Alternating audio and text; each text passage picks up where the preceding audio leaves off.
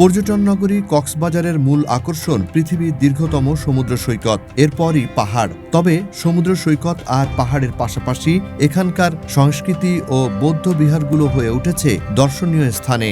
পর্যটকদের এমনই এক গন্তব্য রামুর ১০০ ফুট দীর্ঘ বুদ্ধমূর্তি, যা হয়ে উঠেছে কক্সবাজারে দর্শনার্থীদের ভিন্ন আমেজের এক পর্যটন স্পট।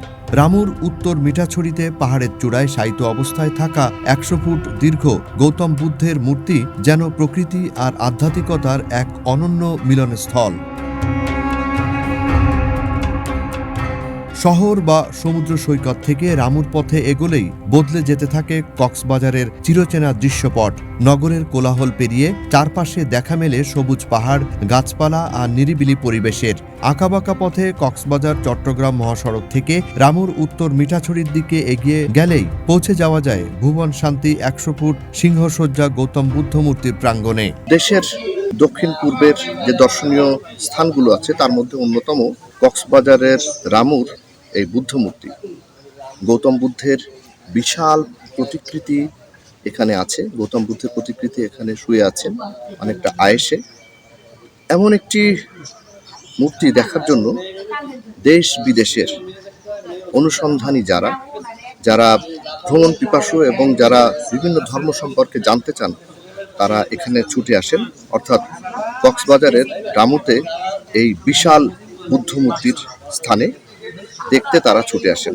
সমুদ্র বা শহর থেকে এটি খুব বেশি দূরে নয়, অথচ এখানে এসে মনে হবে আপনি যেন সম্পূর্ণ ভিন্ন এক জগতে প্রবেশ করেছেন। চারপাশের নৈসর্গিক পরিবেশ আর পাহাড়ের উপর শায়িত বিশাল বুদ্ধমূর্তি দর্শনার্থীদের কাছে যা তৈরি করে এক অনন্য অভিজ্ঞতা। আপনি আর একা নন, ইউনিভার্সাল কার্ডিয়াক হসপিটাল আপনার হৃদয়ের আরো কাছে। মূল প্রবেশ পথ থেকে সিঁড়ি বেয়ে উঠতে হয় উপরে। ধাপে ধাপে যত উপরে ওঠা যায় ততই চোখে পড়ে চারপাশের সবুজ প্রকৃতি। প্রায় ৮৮টি সিঁড়ি ভেঙে পাহাড়ের উপরে পৌঁছালে সামনে ধরা দেয় বিশালাকার শায়িত বুদ্ধমূর্তি, যার দৈর্ঘ্য ১০০ ফুট। শায়িত অবস্থায় থাকা এই গৌতম বুদ্ধমূর্তি স্থানীয়ভাবে পরিচিত ১০০ ফুট বুদ্ধ নামে। ধর্মীয় স্থাপনা হিসেবে এটি যেমন গুরুত্বপূর্ণ, তেমনি রামুর পর্যটন আকর্ষণ হিসেবেও এর রয়েছে বিশেষ পরিচিতি।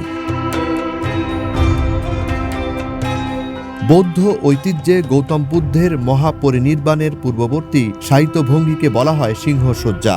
ডান কাত হয়ে মাথার নিচে হাত রেখে শায়িত বুদ্ধের এই প্রতিকৃতি তাই শুধু একটি ভাস্কর্য নয়, বৌদ্ধ ধর্মের এটি গুরুত্বপূর্ণ আধ্যাত্মিকতার প্রতীকও বটে।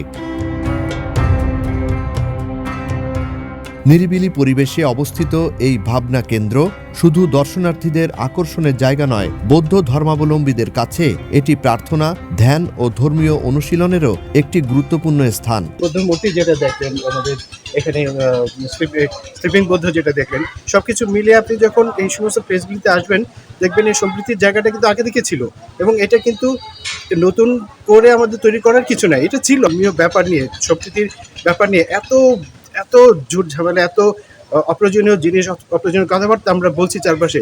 এটা কি আমাদের সংস্কৃতির সাথে যায় অ্যাকচুয়ালি? এই আমাদের মানসিকতার সাথে এগুলি কি যায় অ্যাকচুয়ালি? আই থিঙ্ক মোটেও না। একটু সুস্থ বাতাস আপনার যদি আসতে দেয় এই জানার ভিতর দিয়ে, আই থিঙ্ক আমাদের প্রত্যেকের মনটা আমাদের চারপাশে প্রত্যেকটার মতোই পরিষ্কার হয়ে যাবে, সুন্দর হবে এবং আমরা নিশ্চয়ই এই সমস্ত সম্প্রীতির জায়গা থেকে সরে গিয়ে আমরা নতুন কিছু চাপিয়ে দেওয়ার মতো এমন কিছু আমরা করবো না। আমাদের সাথে অনেক এথিস্ট আছে, কিছু এথিস্ট আছেন, তারা এই সবাই শান্তি পেয়েছে, উপলব্ধি করতে পেরেছেন। কারো কোনো ধরনের বিরূপ কোনো বার্তা ছিল, কারণ বৌদ্ধ মন্দিরে কোনো ধরনের শব্দ দূষণ হয় না। পাহাড়, সবুজ বৃক্ষরাজি আর শান্ত পরিবেশ সব মিলিয়ে এখানে তৈরি হয় এক প্রশান্ত আবহ।